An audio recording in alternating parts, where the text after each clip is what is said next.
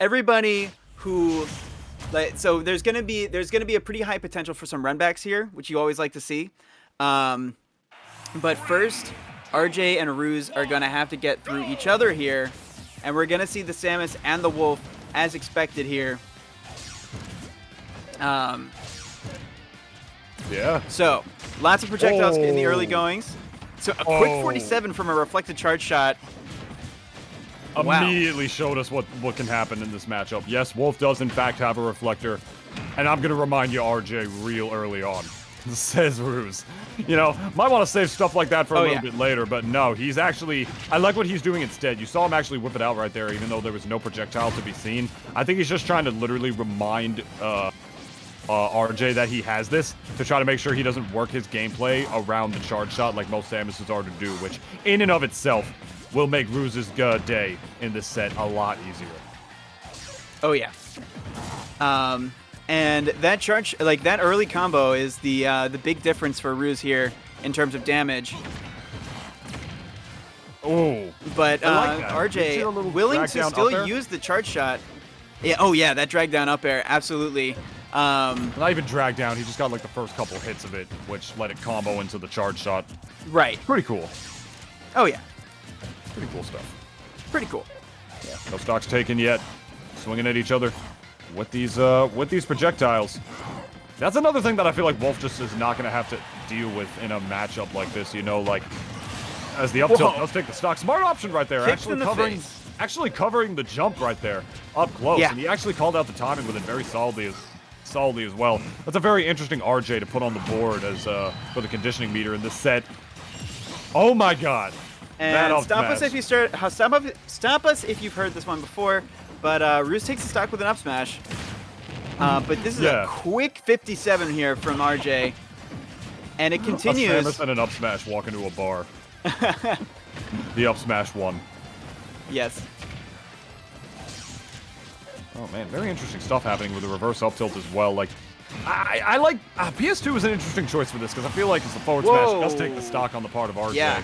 You figure, like, you know, Samus will be able to do that typical game plan, right? Like, okay, I'll CQC you, I'll fight you when I have to, but most of the time I'll hang back with my charge shot, you know, try to create my little lockdown setups like I want to do as a Samus player.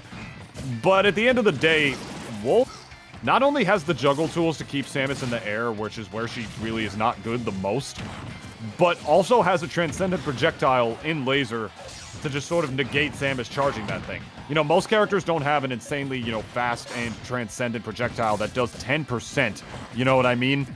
To negate a character that is in and of herself a zoner. That's one big thing that Wolf is going to have in this matchup. Question is, does Rews have the discipline to deal with Samus in the neutral? And in that first game, it's looking like he might not yet, with a beautiful interception on the part of RJ, baiting out and making that position perfectly known with the down B bomb off of the level to get that perfect positioning for the forward air. Yep. Good stuff, man. Now this is the second, or this is now the third set that we've seen from Rews in this top 8, and I feel like in terms of the characters that Rews has played against. First it was Colmar's Pac-Man, then it was Toasted's Game & Watch, now it's RJ's Samus. Each one of those is going to pressure Rews offstage a little bit more. If Colmar was using offstage situations as an excuse to set up resources and set up projectiles, then RJ seems like the sort of player that's going to be very willing to use offstage time to get out there, get in Rews' face, and try and get those KOs with the forward air, as you saw at the end of game 1 right there. And if Rews is going to have to make the most of their time on stage, because I think RJ has committed very early on to making Rews' life pretty darn hard when they're off stage.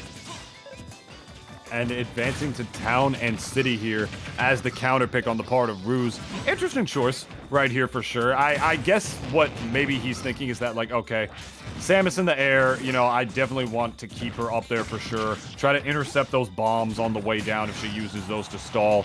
You know, the town and city platforms can make her landings a little bit linear, and they also sort of promote a little bit of non-interaction on top of everything else, which I feel like normally is something that you would not want to deal with against a Samus. You want to be able to fight her, but Wolf is a little bit different. He not only has hitbox that can deal with a lot of Samus' stuff, but like I mentioned in the first game, got laser, so he doesn't have to worry about like charge shot as much as he does other characters, as well as the reflector on top of everything else. So most of the time you wouldn't want to counterpick to a stage this big against the Samus, but specifically because the Rews is Wolf and the way that he plays Wolf, I'm not too surprised at the pick. Yeah.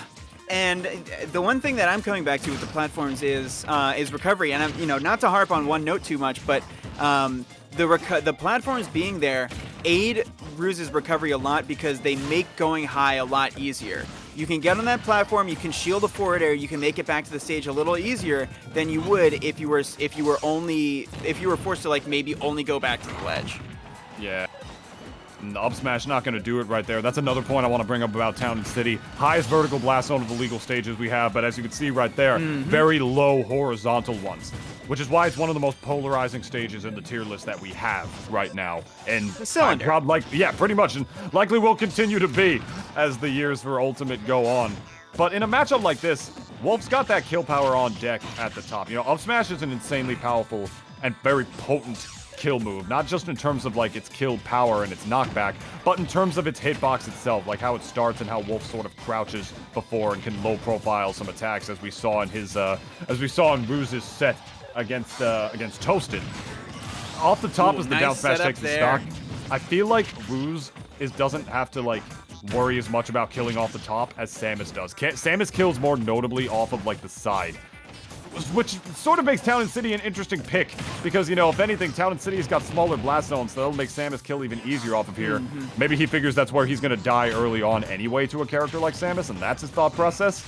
I don't know. Town and City is polarizing, so who knows, really, Clam Hat. Wolf definitely has kill power to the side as well. He's got the back air. One thing we haven't really seen a lot of from Rews is the forward smash, which, it's not a move you're going to be throwing out a lot, but it's definitely a move that can get the job done. However, definitely not going to see it this game because that's a 2-stock from RJ. Yeah, the counter pick actually might have been playing a little bit against him right there. Samus having all that room to work with in the world. Be able to mix you up with a forward smash at the end of the day as well. It's funny. He counterpicked to Town and City, which is a stage that is known for, zoning because of how big it is and whatnot. Right. It depends on the matchup, of course, but Wolf has all the tools to be able to really contest with Samus, not just in terms of up close, but from far away as well. That laser can just be popped out from so far away. Town and City can definitely promote a campier Wolf, which we know that Rews is not afraid to do. We saw his set against Colmar. He was shooting every laser in the damn book on small levels. He's not afraid to camp on smaller stages. So you figure he wouldn't be too afraid to do it on a big one like Town and City, but no, he was swinging for the fences and unfortunately struck out.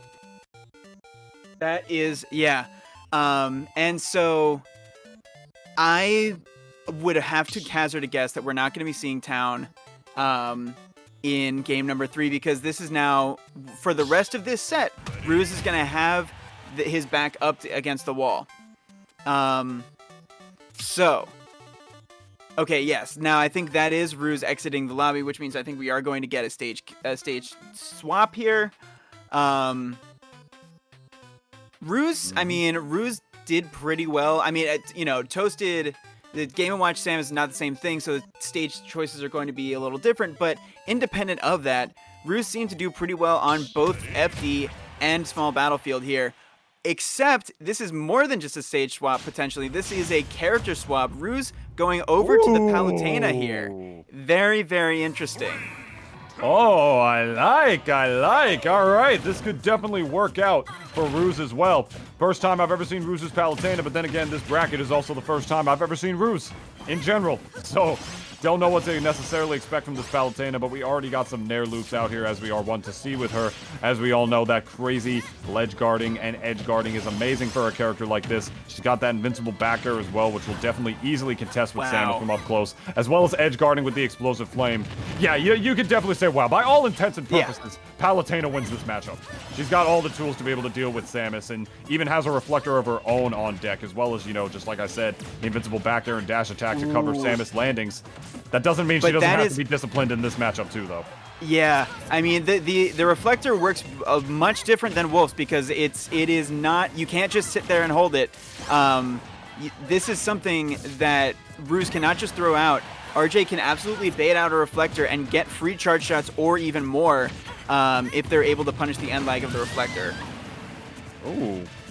All the hits of the up smash coming in clutch right there. For a move that people say is bad, it definitely killed Rews just there.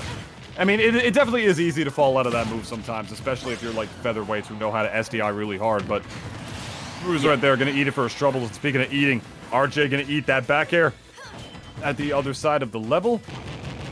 And to even out this game real quick, and now the situation, or the stage control I should say, is firmly in the favor of RJ. Losing it once again though, right there. You see once again, trying to trade up with the neutral air, and both these players are scrapping. RJ retaking it once again, and what is the ledge trap punish? Tries with the down smash, but then eats a Palutena Nair. It doesn't continue the onslaught on her own. These players are going tit for tat, Glamhat. Yeah, and just when you can win the damage race against a Palutena, you're feeling really, really good. I don't care which character you're playing. So RJ is sitting very pretty here, and maybe catching some inopportune DI from Rews, but RJ will take that, and they'll take it to the bank here. No down tilt by the ledge. Trying to regain Looking to put on control. some more extra credit here. And Rews has to get to work, and get to work pretty quickly here. Yeah, you know, this Palutena right now is just like swinging in spots where they really should. It's the punish game more than anything else. I mean, like, I feel like RJ is doing a pretty good job SBIing out of the Nair strings, even though Palutena can definitely still get those pretty easily on par. I mean, Palutena, you know, is definitely the recipient of some nerfs from, like, the last patch or so, but, I mean, it was mostly like some slight quality of life changes, despite, you know, other stuff like the grab range, the dash attack lag, and what have you. I will say, you know, that, you know, having like little extra landing lag frames on moves like forward air, you know, which is one of Palutena's, you know, better and best spacing tools, can make matchups like this a little bit more annoying as the explosive flame takes the stock. You want to be able to overwhelm a character like Samus from a safe distance, like Palutena can do so easily against almost every character in this game, but it is a little bit harder after the nerf, and as a result, sometimes Palutena has to rely on some other things, and when Palutena can't get the oppression session down on Samus and actually has to play neutral with her, doesn't matter how busted Palutena is, man. You still need to have discipline to fight a character